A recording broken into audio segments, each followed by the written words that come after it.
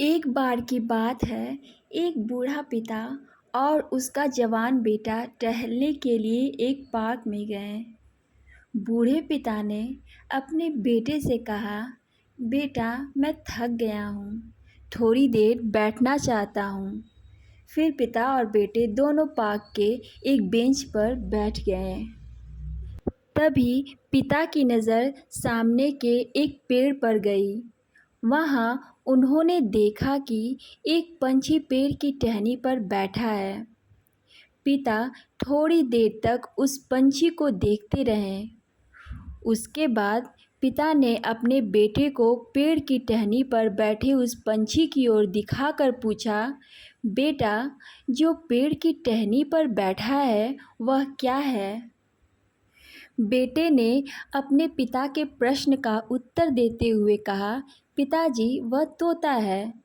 कुछ मिनटों बाद पिता ने अपने बेटे से फिर वही प्रश्न पूछा, बेटा वह क्या है? इसके बाद बेटे ने ऊंचे आवाज़ से बोला, पिताजी अभी थोड़ी देर पहले ही तो बताई थी कि वह तोता है। थोड़ी ही देर बाद पिता ने एक बार फिर से उसी प्रश्न को दोहराया और पूछा कि बेटा जो ऊपर पेड़ की टहनी पर बैठा है वह क्या है?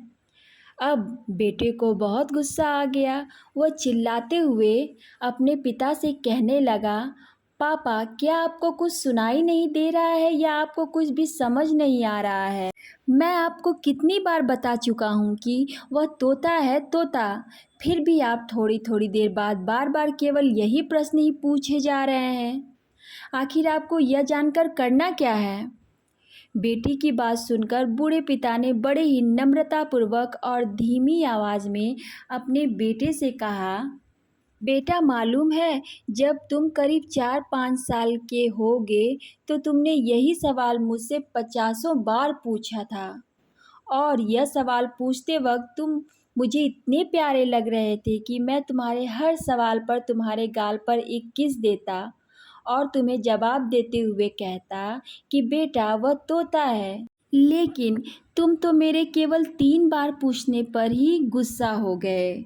सो गाइस ये एकदम सही बात है। जब हम छोटे होते हैं या बड़े होने पर भी हमारे माता पिता हमारी हर गलतियों को, हमारी हर भूलों को माफ़ कर देते हैं, क्षमा कर देते हैं और हंस के हमें गले लगा लेते हैं। लेकिन बदले में हम क्या करते हैं, जब हमारे माता पिता बड़े होने पर हमसे ये क्वेश्चंस पूछते हैं या फिर कहीं रोक टोक करते हैं, कुछ भी करते हैं, तो हम उन पर बहुत क्रोधित होते हैं, डांटते हैं और उन्हें भला बुरा कहते हैं। हमें ऐसा कभी भी नहीं करना चाहिए, क्योंकि वही माता पिता होते हैं जो हमारी हर गलती को भूल जाते हैं, माफ़ कर देते हैं और बदले में हम उन्हें दुखी कर देते हैं।